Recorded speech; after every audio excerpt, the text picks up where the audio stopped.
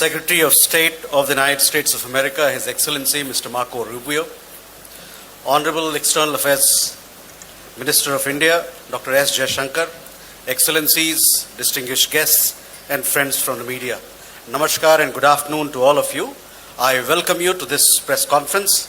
We will first have remarks by the ministers, after which we'll take some questions. First, I invite External Affairs Minister of India to make his remarks to the media. Sir. Thank you, Ranjit. Colleagues from the media, Secretary Rubio and I have held our bilateral talks this morning. In fact, we are midway through it, and after this presser, we'll be going back for the rest over lunch.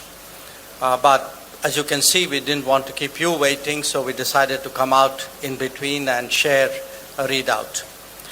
Now, this is the Secretary's first visit to India, but from his very first day in office, we have actually been in regular touch. I think I was one of the first to meet you that day. And this has included occasions in Washington, D.C. and New York, but also on the sidelines of other events. The most recent one was in France. So we've had really a continuous engagement which has facilitated our overseeing the broad-based and growing cooperation between our two nations.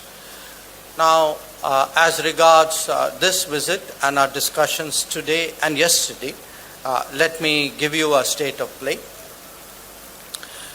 In terms of the political understanding between India and the United States, I think we have a strategic partnership which emanates from a convergence of national interests in many areas. Yesterday, during the Secretary's call on the Prime Minister, some global and regional issues were discussed. And in our subsequent meeting at the embassy, we took up developments pertaining to West Asia, Middle East, to the Indian subcontinent, and to East Asia. I also shared with him some impressions I had of my recent visit to the Caribbean. And our talks today over lunch will focus on the latest developments in the Gulf. As you all know, a few things have happened or seem to be happening overnight, and also on the Ukraine conflict. And the Indo-Pacific is, of course, on the agenda for the Quad meeting, which we will be doing on the 26th. Where defense and security cooperation is concerned, you're all aware that the 10-year major defense partnership framework agreement was recently renewed. A comprehensive underwater domain awareness roadmap was also signed. We discussed the importance of taking into account the Make in India approach and lessons drawn from recent conflicts while going forward in the defense domain. On the economic front, we spoke about the value of concluding at an early date the final text of the interim agreement regarding reciprocal and mutually beneficial trade. This will be an important step towards a comprehensive bilateral trade agreement which was envisaged during Prime Minister Modi's visit in February 2025. Our expectation is, we had a team recently in Washington, and our expectation is that an American team would be visiting India soon for that purpose. We spent some time today discussing energy issues, and again, you're all aware that our government's fundamental responsibility is to address the needs of 1.4 billion people. Obviously, ensuring the accessibility and affordability of energy for them is our prime objective.